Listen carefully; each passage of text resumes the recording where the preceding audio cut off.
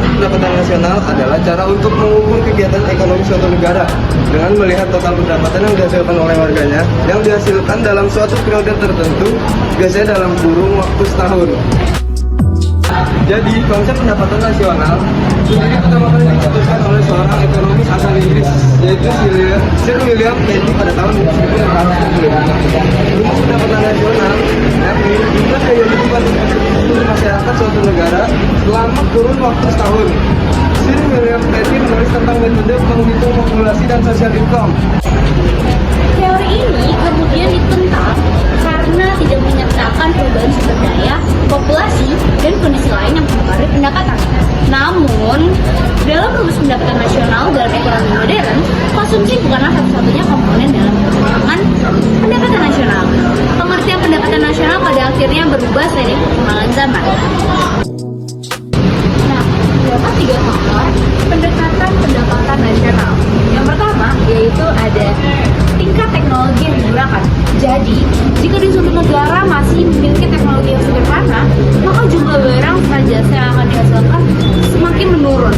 Sedangkan jika di suatu negara memiliki tingkat teknologi yang tinggi, maka jumlah jasa serta barang yang akan dihasilkan akan lebih banyak. Nah, yang kedua yaitu kualitas masyarakat.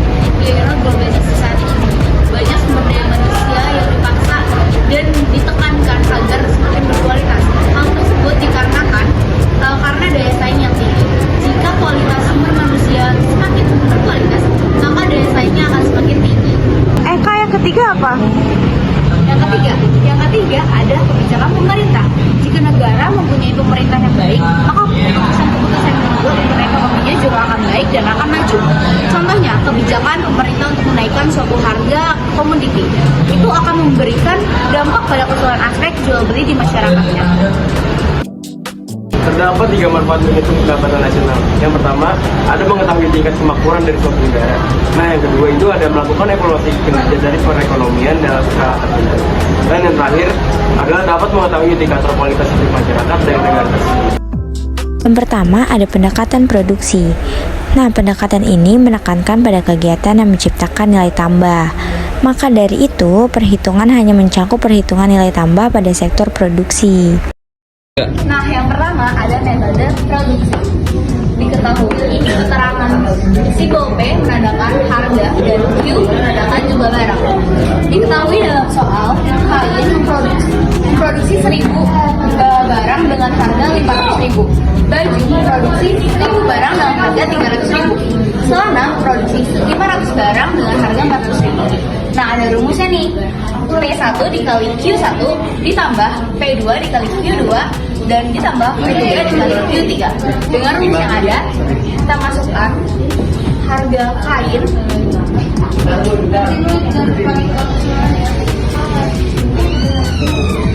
dikali dengan jumlah barang sama dengan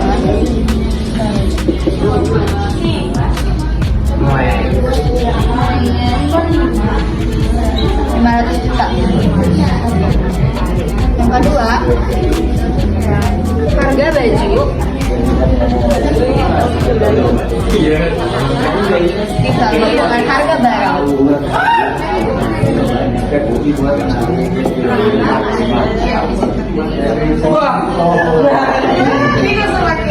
Yang ketiga, harga celana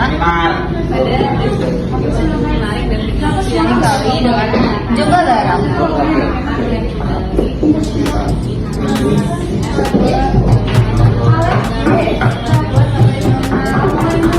Nah, dari ketiga ini kita tinggal jumlahkan saja.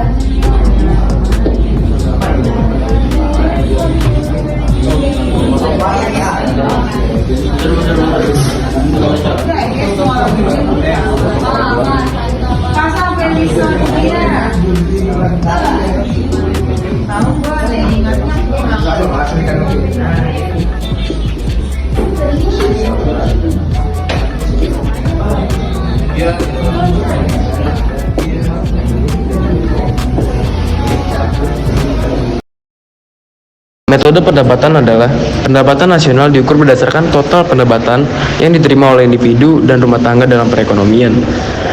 Metode pendapatan ini juga mencakup gaji, keuntungan, bunga, dan pendapat lainnya. Jadi, penghitungan pendapatan nasional dengan menggunakan metode pendapatan mengacu pada penjumlahan total pendapatan yang diterima oleh masing-masing individu yang terlibat dalam proses produksi suatu negara. Dalam metode ini, ada beberapa faktor produksi yang dihitung, yaitu gaji atau upah, bunga, sewa, dan keuntungan perusahaan. Jadi, secara matematis, menurut pendekatan pendapatan nasional dirumuskan sebagai berikut. Y sama dengan W plus R plus I plus P. Keterangannya yaitu Y sama dengan pendapatan nasional, R sama dengan pendapatan dari upah, gaji, dan lainnya, W sama dengan pendapatan bersih dari sewa, I sama dengan pendapatan dari bunga, dan yang terakhir P sama dengan pendapatan dari keuntungan perusahaan dan usaha perorangan. Nah, selanjutnya ada soal nomor 2 nih. Apa ya? Langsung aja deh. Diketahui rumusnya sama dengan Y sama dengan C plus I plus G dalam kurung X min M. Nah, itu apa sih? Nah, jadi Y itu pendapatan nasional dan C itu sama dengan konsumsi rumah tangga sebesar 500 juta rupiah. Dan I sama dengan investasi sebesar 200 juta rupiah. Lalu ada G, belanjaan pemerintah sebesar 100 juta rupiah. Lalu di sini X sama dengan ekspor sebesar 50 juta dan juga M sama dengan impor sebesar 75 juta rupiah.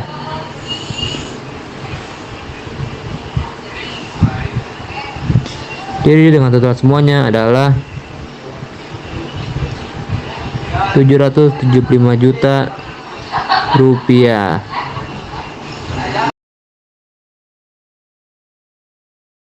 Pendekatan pengeluaran. Pada pendekatan ini, pendapatan nasional dihitung dengan cara menjumlahkan permintaan akhir dari para pelaku ekonomi, konsumen, produsen, dan pemerintah dalam suatu negara. Secara matematis ditulis sebagai berikut. Y sama dengan C ditambah G ditambah I ditambah X dikurang M.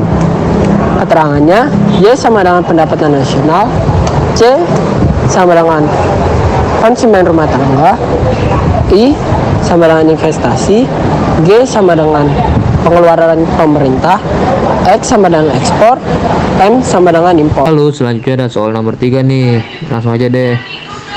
Diketahui rumusnya itu Y sama dengan R ditambah W ditambah I ditambah P. Nah, diketahui seperti yang tadi, Y sama dengan pendapatan nasional dan R sama dengan sewa tanah sebesar 100 juta rupiah dan W sebagai upah sebesar 50 juta rupiah. Dan juga ada I sebagai bunga modal dengan harga 10 juta rupiah.